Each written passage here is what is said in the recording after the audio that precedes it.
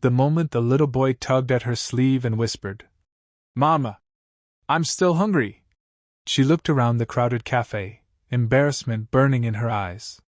She counted the loose coins in her palm one more time, still not enough. Her hands trembled. Her son stared at the fries on the table next to them, wide-eyed and innocent.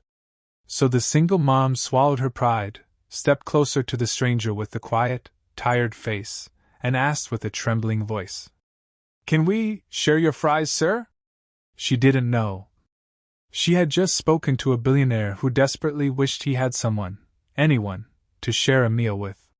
And that simple question was about to change all three of their lives forever.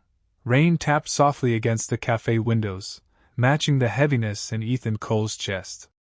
The world knew him as a titan of industry, a tech mastermind, a billionaire who had it all. But no one knew the truth: he hadn't shared a meal with another person in over a year. His wife was gone. His father had passed. His friends never understood him. Money had built him an empire, but loneliness built him a cage. He sat alone, wearing a simple hoodie to blend in, staring at the untouched fries on his plate. He hadn't ordered them because he was hungry. He ordered them because they reminded him of the days when his mother would take him for fries after school. Memories tasted better than meals. As he sat lost in thought, a soft voice pushed through the fog of his silence. "Excuse me, sir?" He looked up. There she was. A young mother, tired eyes, worn clothes, holding a little boy's hand. Her cheeks flushed with embarrassment. "I'm really sorry to bother you," she said, voice cracking slightly. "My son, he hasn't eaten since morning. I don't have enough to buy the fries he wants. Could we share yours? Just a few pieces?" Ethan blinked. No cameras. No hidden motives. Just a mother's breaking heart and a child's hopeful eyes. For the first time in months, someone needed him not because of his money, but because of his humanity. "Of course," he whispered. "Sit with me." She hesitated. People around them stared. Some judged. Some smirked. But Ethan gently pulled the tray toward the empty seats. The boy climbed up, eyes sparkling at the golden fries. The mother mouthed a shaky, "Thank you." They talked. Slowly. Gently. Her name was Lena. Her son was Oliver. She worked 2 cleaning jobs. She hadn't eaten herself because she wanted to save what little money she had for her son. As she spoke, Ethan felt something break open inside him, something warm, something he thought he'd buried with the past.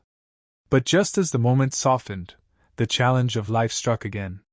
A cafe worker approached, frowning. "Ma'am, you're disturbing other customers.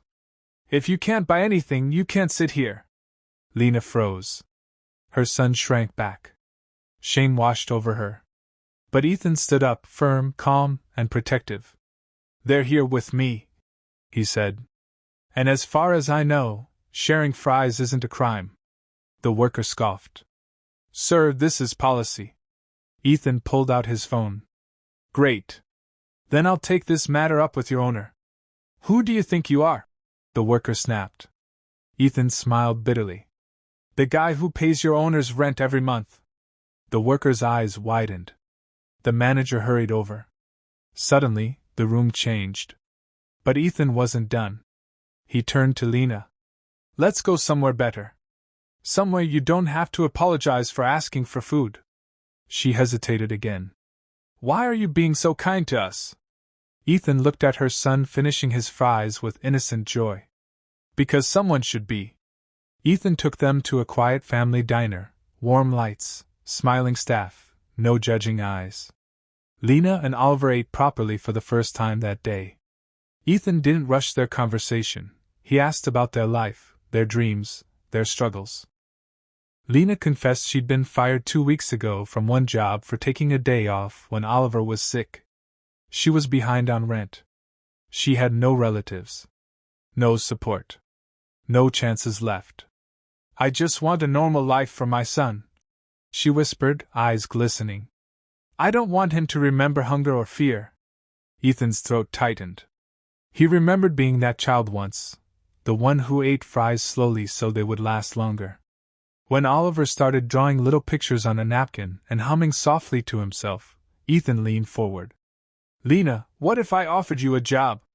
She blinked. A job? Doing what? Managing a small charity project I've been planning, he said honestly. Helping single parents, actually. Organizing support, coordinating donations, connecting people in need. Lena shook her head. Sir? I don't have degrees. I don't have experience. I don't know anything fancy. You know struggle, Ethan replied. And compassion. And responsibility. That's more than any degree can teach. Tears rolled silently down her cheeks. Why me? She whispered. Ethan looked at the boy sitting beside her. Because you asked to share fries, when you could have asked for money. Because you chose dignity over desperation. Because you reminded me that kindness still exists. She covered her mouth, sobbing softly. Is this real? She whispered. Ethan smiled gently. It can be, if you say yes. He didn't tell her he was a billionaire. Not yet. He didn't want her to say yes because of his wealth. She nodded slowly. Yes. I'll work. I'll try my best. Oliver looked up. Mama, does that mean we can buy fries now? Lena laughed through tears. Yes, baby. Lots of fries. Ethan's heart swelled. Kindness doesn't need money. Just courage. A billionaire rediscovered humanity. A single mom rediscovered hope. And a little boy rediscovered joy. All because of one simple question. Can we share your fries, sir? Sometimes. Sharing a small plate of fries can feed 3 starving souls.